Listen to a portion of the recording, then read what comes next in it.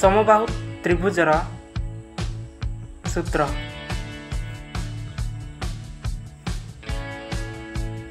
प्रथम चित्र नेबा प्रत्येक बाहु समान हो उच्चता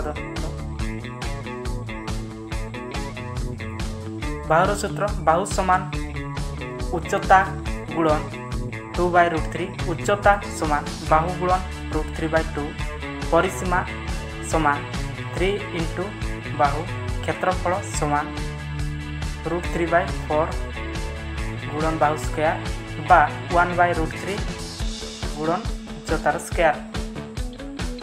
प्रथम प्रश्न नेबा समबाहु त्रिभुजर उच्चता 3√3 मीटर हेले यार बाहुर दैर्घ्य केते निर्णय कर। उत्तर हेब समबाहु त्रिभुजर उच्चता समान 3√3 मीटर हेले यार बाहुर दैर्घ्य समान उच्चता गुणन 2/√3 उच्चता 3√3 इंटू 2/√3 √3 कटिले 3 इंटू 2 6 मीटर। तेबे एही त्रिभुजर बाहु 6 मीटर हेब। प्रश्न समबाहु त्रिभुजर बाहुर दैर्घ्य 6 मीटर हेले यार उच्चतार दैर्घ्य केते निर्णय कर।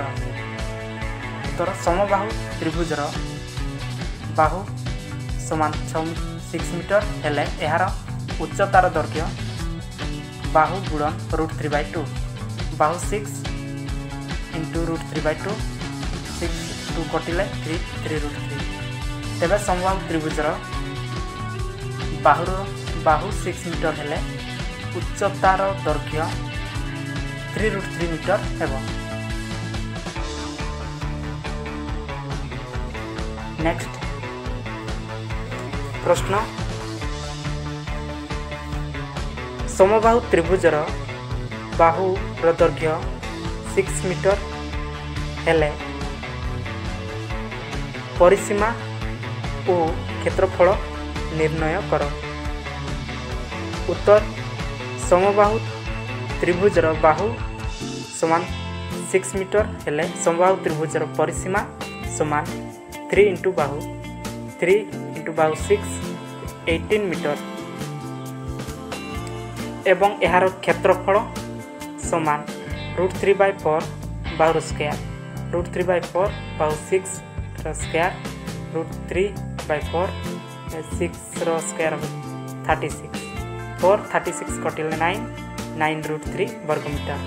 तेबे यार परिसीमा 18 मीटर और क्षेत्रफल 9√3 वर्ग मीटर हेब। से उच्चता दत्त थिले से अनुसार प्रश्न समबाहु त्रिभुजर उच्चतार दैर्घ्य 3√3 मीटर हेले यार क्षेत्रफल केते।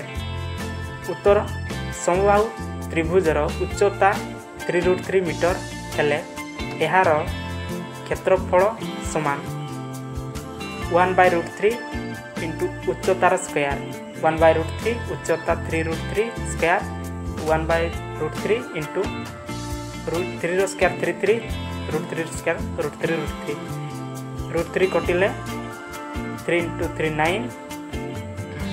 9 वर्ग मीटर। तेबे समबाहु त्रिभुजर क्षेत्रफल 9√3 वर्ग metre. Thank you for watching.